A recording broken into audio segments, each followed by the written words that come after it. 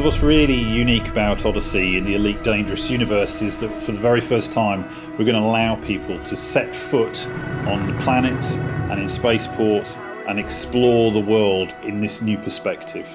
We've tried to maintain what we felt was a core part of Elite, which is freedom of choice. And we really embraced that with Odyssey and have transposed all of those careers back down onto an on-foot experience.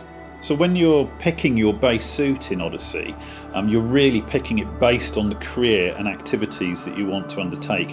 Each of the suits has its own strengths and weaknesses. So for instance, there'll be a suit that skews towards exploration, a suit that skews towards combat, and also a suit which you might want to wear if you were to go scavenging, hunting through wrecks to find bits of equipment that might be useful to you. Odyssey will provide players with a clear choice. They're free to take missions, either from mission boards or mission givers, or players can go out and explore. So we allow the player to disembark at outposts, planet ports, spaceports. So all of these are great places to find work and undertake missions, but also now you can go to our new settlements, which are a kind of more Dust Bowl Wild West towns that you'd find on the edges of civilization. When you find these settlements, I think you'll want to travel into them and see what the lay of the land is, see what options and opportunities they offer, and decide which way you're going to play. With Odyssey, for the first time, we'll have fully modelled and fully animated characters appearing in game, and they will feel part of the universe and extend the narrative that's there.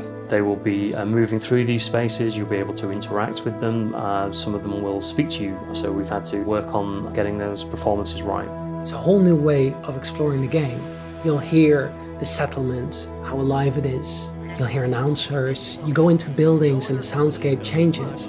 It's the very first time that you're experiencing the sound of Elite Dangerous, not inside a ship or inside a little vehicle, but inside a body.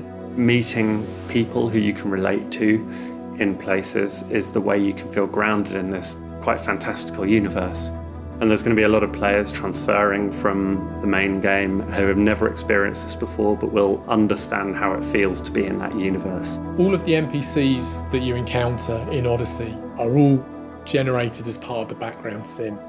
So if I go to a port or a settlement, the NPCs that I'm going to find there will be affiliated with the faction that owns that settlement. So we're driving some personality into our NPCs via the background sim connection, and I think that's an amazing addition. One of our new features and new characters works for a corporation called Apex Interstellar. Players will be able to book journeys to and from ports within jump range. This gives a way for those players to actually move around the galaxy for a relatively cheap fee and experience gameplay away from the ports themselves. So within the on-foot gameplay, the primary way of earning credits is to actually undertake missions and obviously complete them successfully.